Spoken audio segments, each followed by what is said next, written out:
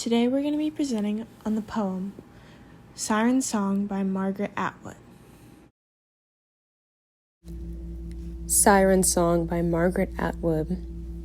This is the song everyone would like to learn, the song that is irresistible, the song that forces men to leap overboard in squadrons even though they see the beach skulls, the song nobody knows because anyone who has heard it is dead and others cannot remember. Shall I tell you the secret? And if I do, will you get me out of this bird suit?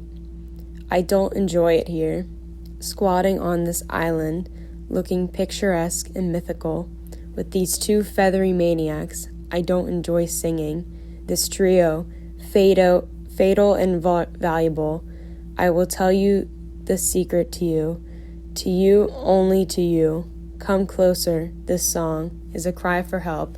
Help me, only you can. You are unique at last. Alas, it is a boring song, but it works every time.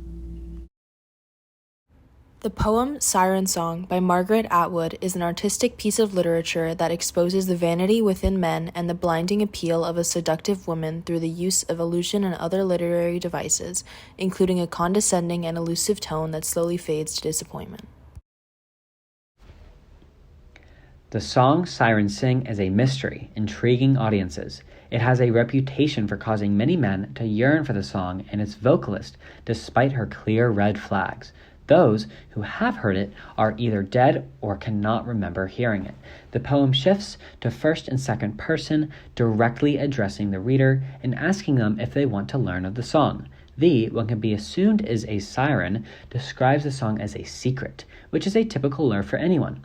The siren says that in order to learn the song, the reader must save her from her doomed fate upon the island of a monotonous life and illusionary perfection. The siren exclaims that she doesn't enjoy the company of her companions, the other two sirens, and that she doesn't enjoy singing her song. Despite saying she doesn't like them, she deems the three sirens, including herself, as valuable as well as fatal. The siren announces that she will tell the reader/audience the secret and asks them to come closer to her. She argues that the song is a cry for help and that the audience to her song is the only man who can help her. She calls the audience unique, which boosts the self-esteem of the man receiving the secret, prompting him to do as she asks and get closer to her and quote-unquote save her. The poem switches back to an indirect narrative, and the siren has caught/killed her audience with a boring song of pleading for help, but it works every time. In Greek mythology, three perilous creatures were said to have accompanied a remote and treacherous island. The creatures appeared to passing sailors as harmless, yet very attractive, feathered mermaid women who would sing alluring melodies. The sailors would then, completely blinded by infatuation with the creatures' songs, send their ships and themselves to their demise on the rocky coast of the island. The three singing seductresses, known as sirens, then killed the men and waited for their next unfortunate victims. Though the sirens seem malicious by this description, Greek mythology portrayed them as helpless songstresses who, once they had begun their fateful song, were unable to cease until their victim's death, as if they were forced to kill. In the poem, Margaret Atwood provides the metaphor to represent the alluring nature of a woman. She writes, "Shall I tell you the secret, and if I do, will you get me out of this bird suit?" That quote draws her audience in by making the siren seem helpless. This facade plays into the damsel in distress motif, which exhibits how men instinctively feel the need to save or provide for women.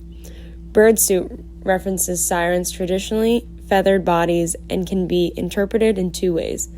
The siren's request for the sailors to remove her birdsuit might seem that the siren just wants to be seen as human, a metaphor for women longing to be seen as equal to their male counterparts, or it could be a sexual reference. With these two feathery maniacs, I don't enjoy singing this trio. Fatal and valuable. This quote again relates to the siren illusion, where the speaker tries to entice the reader into her trap and make them feel like they need to save her. She demonizes the other sirens in order to seem different and more valuable to him. What makes her more deceitful is how she actually is just like them. Despite the poem mimicking a siren's literal song, instead of being beautiful, it takes an approach of flattery towards the reader.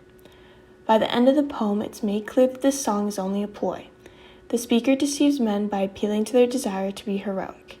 Yet the speaker doesn't seem particularly happy about her success, because it leaves her once again isolated, stuck inside a bird suit she hates. In this way, the poem suggests that these boring, gendered scripts have a predictable outcome. Both parties remain trapped inside a myth they can't escape. Through stating that nobody has heard her song and the reality that she doesn't enjoy it here, she increases her elusiveness. The intimacy makes her feel more vulnerable, while being on the receiving end of such intimacy makes the man she's addressing feel unique. By the end of the poem, it becomes clear that the speaker isn't just describing the song. This secret is the song. Her song is simply a cry for help, a desperate attempt to be seen for who she really is, as many women cry for as well. Although her loneliness is real, her cry for help is also a ploy. She uses her frustration to lure this man into the same trap as all the others. By the time her victim realizes that the speaker's vulnerability is the irresistible song itself, it's too late. They've already fallen for it. In the end, both the speaker and the reader's demise is themselves.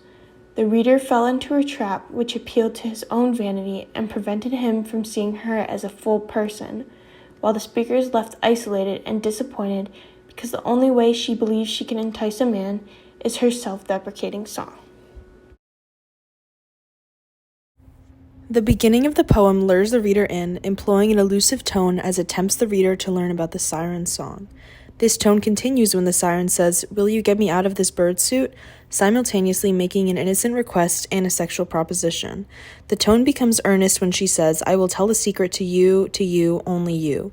These words draw the reader in because of their intimacy.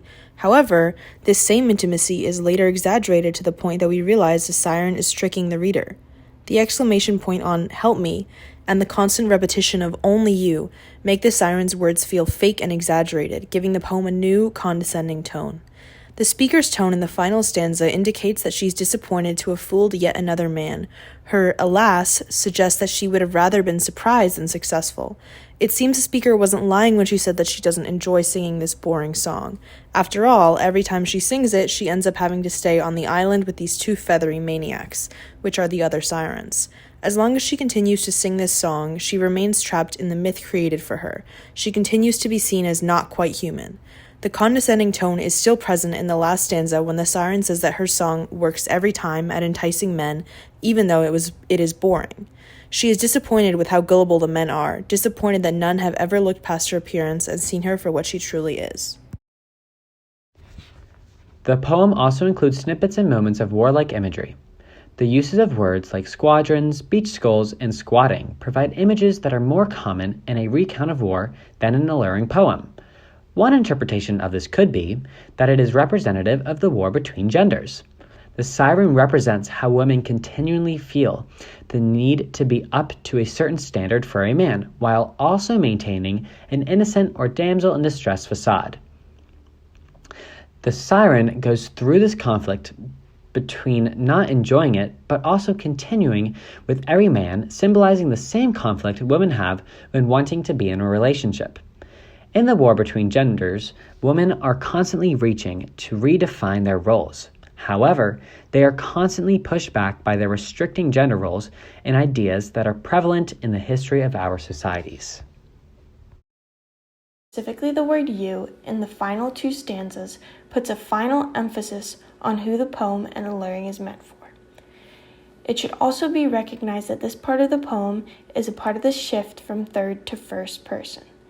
The use of the many yous again is emphasizing the fact that only you, the reader, can save the innocent damsel in distress that is the siren.